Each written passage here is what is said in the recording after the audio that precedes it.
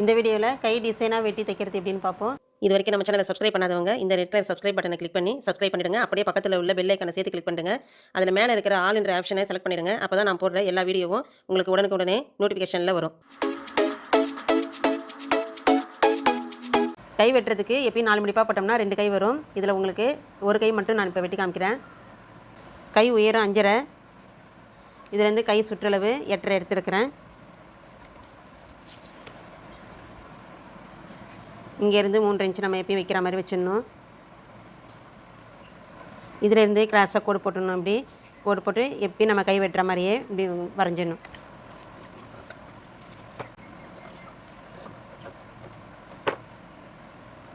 இப்போ இதிலேருந்து 2 இன்ச் அளவுக்கு இங்கே மார்க் பண்ணிக்கோங்க. மார்க் பண்ணிவிட்டு இந்த ஷேப்பில் இப்படி வரைஞ்சிடணும்.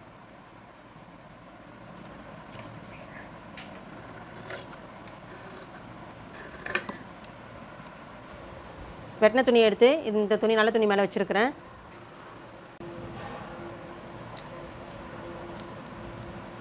இந்த மாதிரி மார்க் பண்ணிவிட்டு 1/4 இன்ச் அளவுக்கு அப்படியே பிடிச்சிடணும். இதை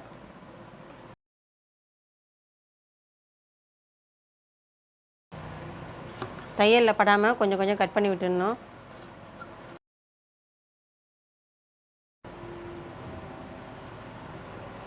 இந்த துணியை அப்படியே திருப்பிட்டு இதில் படிமான தையல் போட்டுடணும்.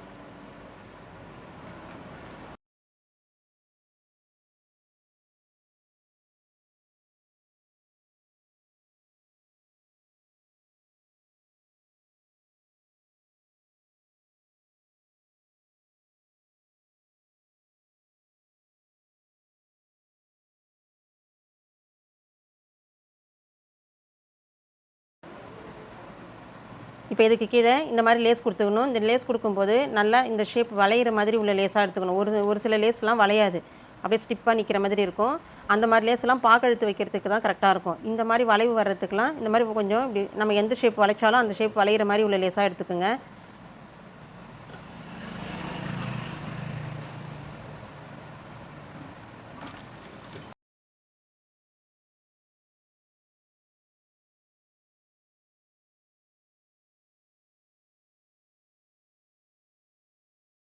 இப்போ இதுக்கு கீழே எக்ஸ்ட்ரா இன்னொரு கலர் கொடுத்தாகணும்.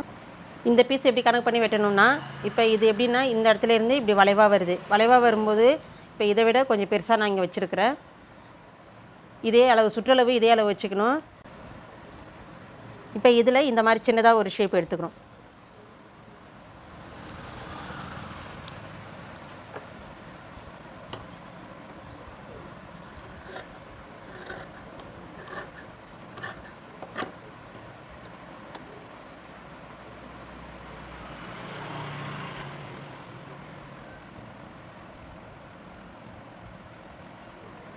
இந்த ஷேப்புக்கு அப்படியே மார்க் பண்ணிக்கோங்க.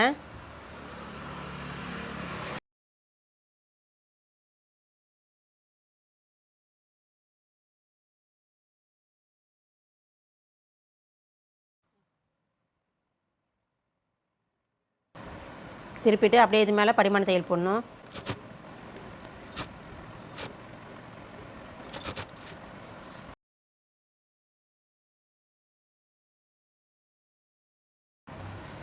இப்போ இந்த மாதிரி தச்சு படிமான தையல் போட்டதுக்கு அப்புறமா இந்த பீஸ் எடுத்து இதுக்கு மேலே வச்சு இந்த பீஸ் வைக்கும்போது இந்த சைடு எவ்வளோ கேப் விடுறோமோ அதே மாதிரியே இந்த சைடும் கேப் விட்டு வைக்கணும் கரெக்டாக பார்த்து.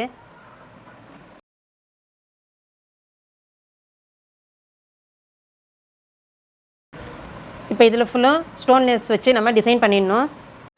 இந்த மாதிரி ஸ்டோன்லெஸ் வச்சுட்டு மணிலாம் வச்சு டிசைன் பண்ணிக்க வேண்டியது தான்.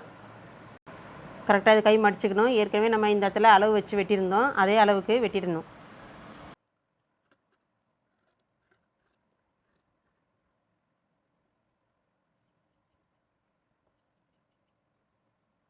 சுற்றளவு வச்சு சைடு ஜாயின் பண்ணிடணும். அதுக்கப்புறமா ஆழம் எடுத்துடணும். டிசைன் ஜாக்கெட்டில் மட்டும் இந்த மாதிரி நம்ம செஞ்சோம்னா ஈஸியாக இருக்கும்.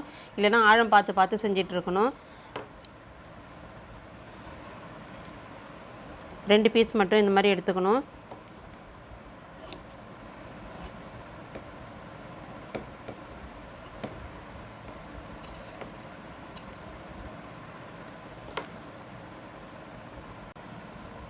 இப்போ கையுடைய டிசைன் இந்த மாடலில் இருக்கும்.